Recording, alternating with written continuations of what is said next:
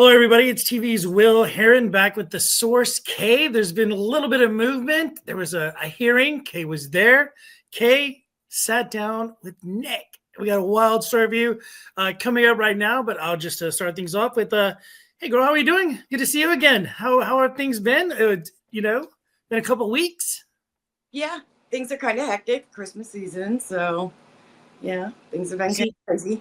Christmas is behind you. I see a tree. I see a table. I see lights. Like, let's go back. So I guess we don't really have to backtrack. You were at the first two hearings, so you had saw him the first time. Second time, not a lot of talking with him, but this third time, let's start with you getting there. What was it? Looked like it was snowing out there. Like, what was it like showing up? Yeah, it wasn't a forecast to snow, so I did not expect that, and with all the back roads out there, it was kind of scary. More so on the way home, but yeah, wasn't expected.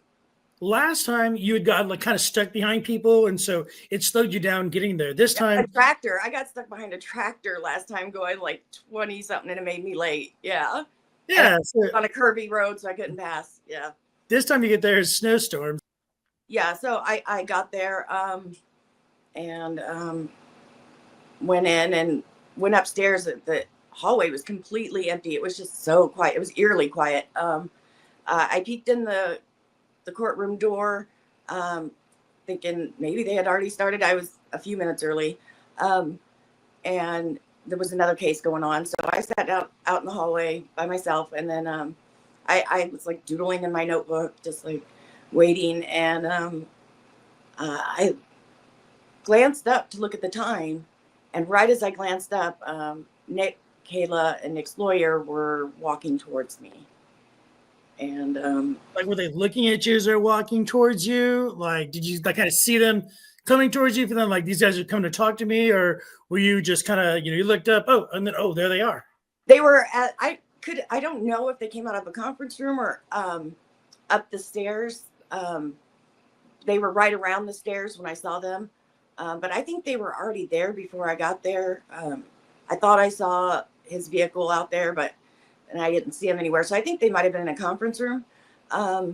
So yeah, I look up and I saw them, and I took note of what they were wearing. I know people want to know what they were wearing, so I went to write down notes on what they were wearing. What were they wearing? How'd they look? They looked the healthiest I've seen them out of all the hearings. And Nick was wearing like a nice blue pinstripe suit, and Kayla was wearing like a tweed skirt and like a little short blazer jacket. It's cute. Do you look up there they're at? Is this when they came towards you, or did they just kind of go back into their meeting? No, I was I started writing down what they were wearing, and then the next time I look up, Nick's standing in front of me looking down at me. And so you're like this, and then like, yep, exactly that. what was that like? It caught me off guard. And he's like, can we talk? And I said, sure. And then he sat down like right next to me. And like, are you guys in a double seat kind of thing? Is it a bench rows like you were talking about earlier? Well, this is out in the hallway, so it's just bench along the wall, single along the wall, and yeah. So he sat right next to me. His lawyer and Kayla stood to the side. They were like whispering, talking a little bit, and like 2-3 feet away. Are they like close to you, or like? Yeah, they were close. Okay, so everybody can hear each other basically. Yeah, I think so. Yeah, I think they could hear. Yeah. When he sat down, like I instantly had like a visceral reaction. It was like my adrenaline started pumping, and I started shaking, and I didn't expect that either. Yeah. Oh, and yeah, when he said, can we talk? He was talking in a really soft spoken tone. And, I said, sure. He sat down, and yeah. And I started shaking, and I didn't realize it was so noticeable, but his lawyer glanced over and said, are you okay? Yeah, Kayla, I think went to the bathroom at that point, but yeah, he said, "Are you okay?" And I said, I have severe anxiety. This is affecting me more than I expected it to. The case, and Wow. and then I started, since I was having such a strong reaction. My mind started going to falling back to my therapy, and thanks to my therapy, I started doing my breathing and grounding techniques. Um, so I was doing that to calm myself down in that moment. Um, but Nick didn't seem phased at all. Like, he acted like nothing was like out of the ordinary. What did you say to the attorney? I had told him that I don't know if I said I have severe anxiety or PTSD, something to that effect. And then Nick started talking. Um, he just continued on, and he said, "I think we started off on the wrong foot, and I want to apologize for that." And, I assume he's talking about, running down and recording me.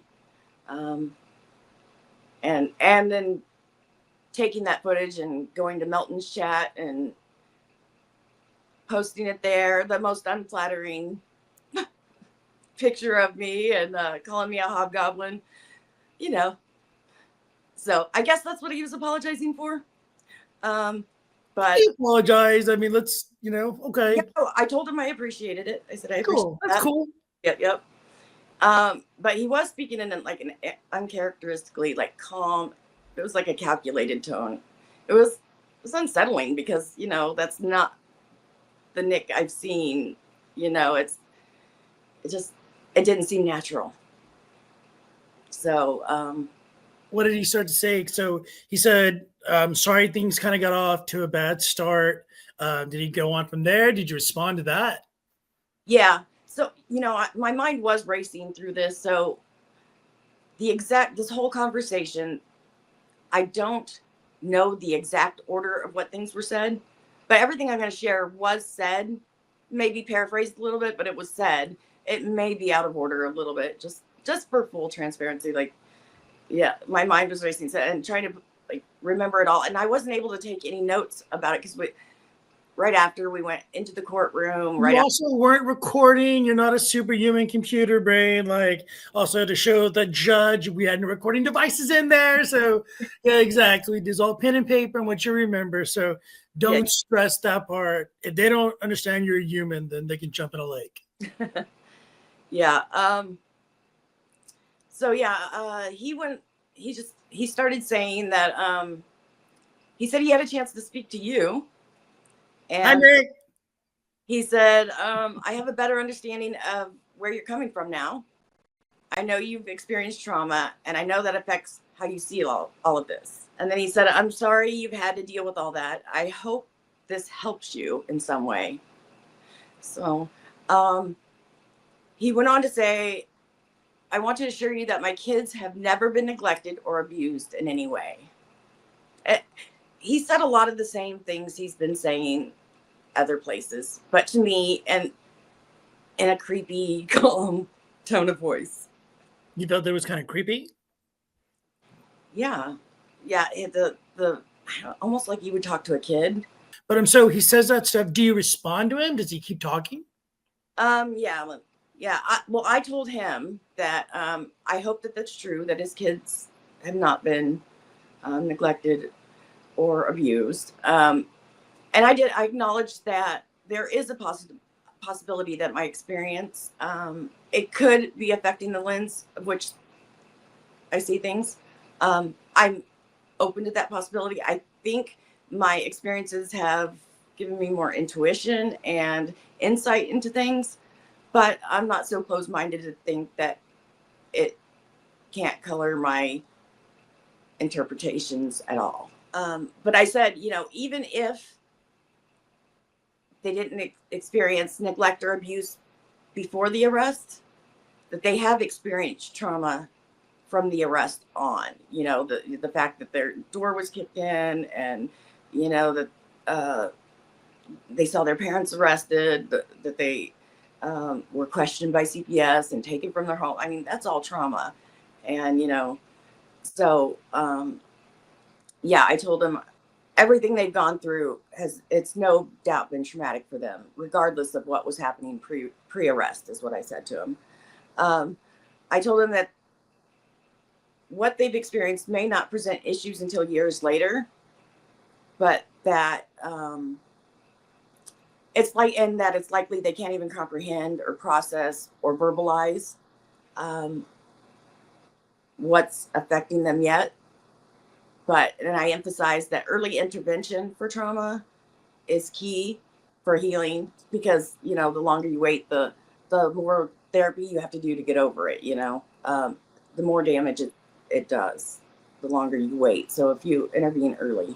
When you said those things, that's kind of moving, talking about how this would affect the children later down the line. What did he respond to that with, or did he just get up and leave? I mean, if someone, told me that what I did, is going to have lasting effects on my children's mental health years down the road, I would, either be angry with you, or I'd like, okay, like, how did he respond? He looked away when I was saying that stuff. He said he wanted to assure me that they take the children's well-being seriously, is how he responded to that. And then he said he can't go into a lot of it because of the case, but he wanted to assure me that he wanted to reiterate that he's not an addict and never has been an addict. Those were just fun things to do. He said they were fun things to do? That's what he said. Like, did he specifically say like the drugs were a fun thing to do, and the hanging out, or being with April and Aaron? That was, but no, you just say it one more time.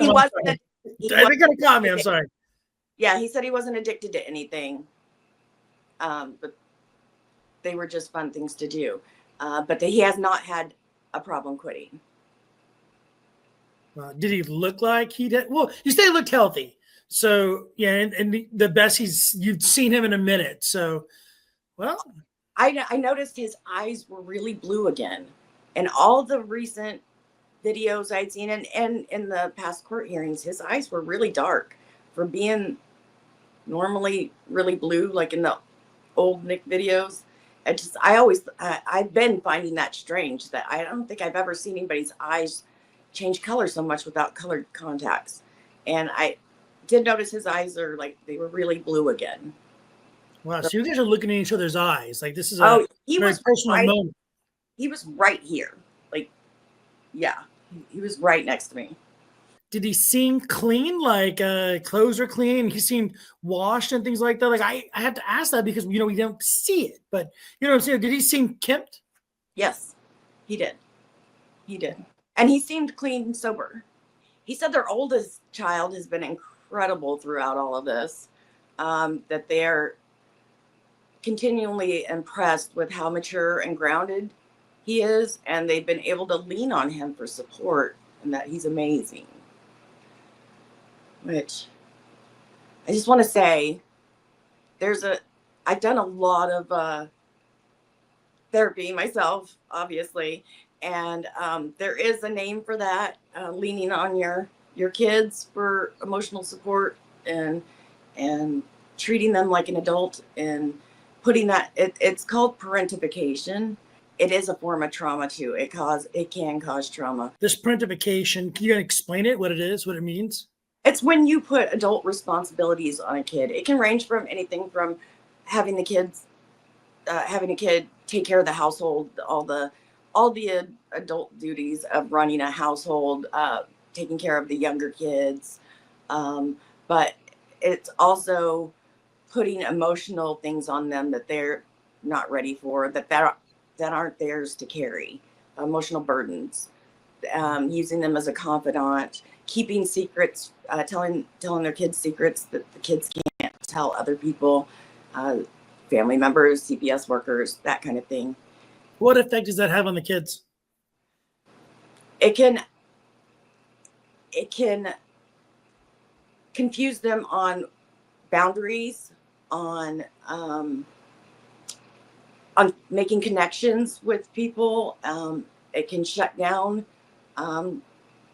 parts of their emotional regulation, and also my one of my siblings was parentified to an extreme, and as soon as she got on her own, she went wild because like she didn't have all those responsibilities anymore. And so different kids with different personalities react different ways, but it can cause them issues. So, And you know a lot about this because you've dealt with this type of environment before. yes, yes, yeah. My mom put a ton of stuff on us that, you know, the whole secrets thing, leaning on us for emotional support, telling us sexual stuff that she shouldn't be telling us, like, you know, uh, reminiscent of the April Nick tweets about the kids, like that kind of stuff. Let's go back to that conversation. You guys are still talking to each other. You're kind of feeling these weird vibes. Go on. I told Nick that I took issue with the fact that he's going around telling people that strangers can't care for his kids. And I said, I think that's ridiculous. I said, I gave him an analogy. And I said, it's like seeing a child drowning in deep water. You don't have to know them personally to recognize that they're struggling and feel compelled to throw them a lifeline. And I was like, do you? And he looked away. I swear, I think he rolled his eyes. You know, he was saying all the right things. He was speaking in that soft tone. But when I would speak, his body language gave him away. When you push back. When any feedback I gave him, his body language would then betray him in that he didn't want to hear what I had to say. Like, which then led me to believe what he was saying wasn't sincere. From the beginning. And more calculated. Yeah. Like he had an agenda. Wow. What do you think the agenda was? To get me on his side, to maybe to get me to stop talking.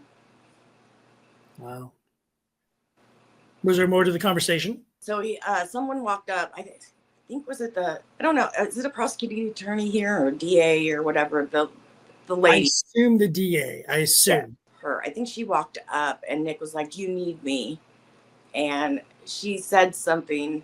I think she said they needed something, and he said he needed to go to the bathroom first, and then he'd be back. So as he was going to walk away, I did say that I said, I sincerely wish the best for your family, and I hope that you guys are able to give the kids a home with the happiness and stability they deserve. I said, I genuinely mean that. And Kayla said thank you, and she tried to smile. It was like a forced smile. And Nick said, I believe you. Believe you? What does he believe? Yeah, I think he believes me that I was being sincere. Wow. So when did Kayla walk? Was this when you were talking to Nick and telling him about, the drowning child analogy and things like that? Like, where was she when you were pushing back? I was into the conversation and I don't remember what point she walked back up. Wow. Was she in the background, like giving you codes, like, help me, get me out? No. I didn't notice. I was Call 911. When he walked away, for a while me and Kayla were just sitting there, just the two of us. And I didn't say anything to her. I didn't look at her. She was at that one end of the bench and I was Why not? Talk to her. You're there. You guys already communicate. I mean, I'm not trying to push you out of it. To me, I was open to talking to her, but I didn't You're in. Yeah, I don't want to intrude on them. If they want to approach me, I'm open to talk, but I'm not gonna push.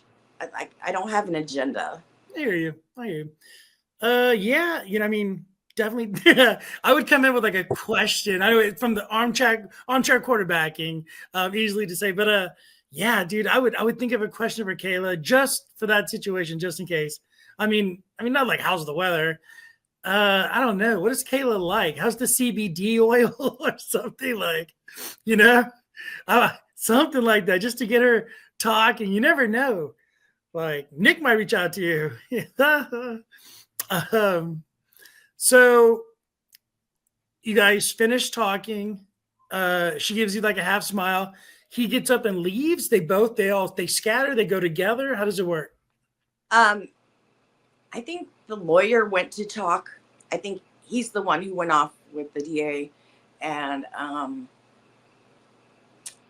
Nick went to the bathroom, and Kayla sat at the end of the bench.